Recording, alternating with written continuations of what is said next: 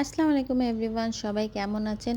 শীতকাল মানেই পিঠা। পিঠা ছাড়া শীতকাল একেবারেই কমপ্লিটই হবে না। তাই বিভিন্ন রকম পিঠা বানানো মাস্ট বাসায়। আজকে রেডি করে নিচ্ছি একটা পিঠা। প্রথমে পানির মধ্যে লবণ দিয়ে লবণটাকে ডিজলভ হওয়া পর্যন্ত অপেক্ষা করছি। তারপরে দিয়ে দিব চালের গুঁড়া। চালের গুঁড়া দিয়ে নাড়াচাড়া করে সুন্দর একটা শক্ত ডো তৈরি করে নিতে হবে। নরম ডো হলে কিন্তু হবে না। খুব ভালো মতো একটা ডো তৈরি করে নিয়ে এই যে এভাবে পিঠাগুলো রেডি করে নিচ্ছি।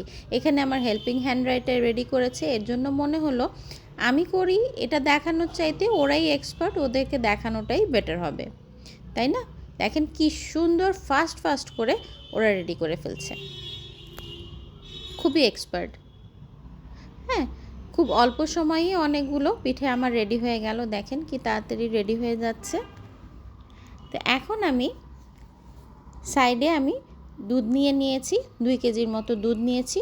দুধটাকে খুব ভালো মতো প্রথমে আমি ফুটিয়ে নেব। দুধটা ফুটে আসলে একটু জাল দিয়ে নিচ্ছি আর তার সাথে অ্যাড করে দিচ্ছি এলাচ আর দারচিনি।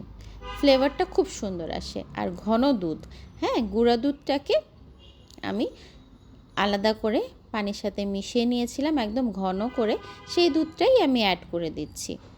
আর তার সাথে অ্যাড করে দিচ্ছি নারকেল, কোরানো নারকেল। প্রতিটা জিনিস দিব আর 2-3 মিনিট করে আমি জাল দিতে থাকবো, ঠিক আছে? এই যে নারকেল দিয়েও খুব ভালো মতো ফুটে আসা পর্যন্ত অপেক্ষা করছি। ফুটে আসলে এটার মধ্যে অ্যাড করে দিচ্ছি চিনি। চিনি তো যার যার স্বাদ অনুযায়ী দিতে পারেন, যেহেতু দুধ অনেক আছে চিনি অল্প করে দিলেই আমার মনে হয় ভালো, তাই না? এখন চিনি দিয়ে কিন্তু পানিটা একটু ছেড়ে দেয়, তার জন্য খুব ভালো মতো ফুটিয়ে নিতে হবে দুধটাকে। ফুটে আসলে তারপরেই আমি পিঠাটা অ্যাড করে দিচ্ছি। আর পিঠা দিয়ে যে খুব বেশি সময় ধরে জাল দিতে হবে তা কিন্তু না, এটাও 4 থেকে 5 মিনিট ফুটে আসা পর্যন্ত অপেক্ষা করতে হবে। তারপরে কিন্তু ঠান্ডা হওয়ার জন্য রেখে দিতে লাগবে বেশ কিছু সময় বলতে 4 থেকে 5 ঘন্টা কিংবা সারা রাত রেখে দিলে খুবই ভালো হয়, ঠিক আছে?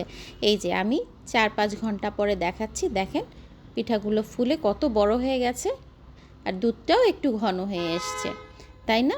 দেখেন তো দেখতে কি টেম্পটিং লাগছে না? খেতেও দারুণ হয়েছিল। আর এই যে এখন সার্ভ করার পালা। সার্ভ করে দিলেই সবাই চোখের নিমেষে শেষ করে দিবে। এত মজার পিঠা। কেমন লাগলো আজকে পিঠার রেসিপি জানাবেন। Thank you everyone.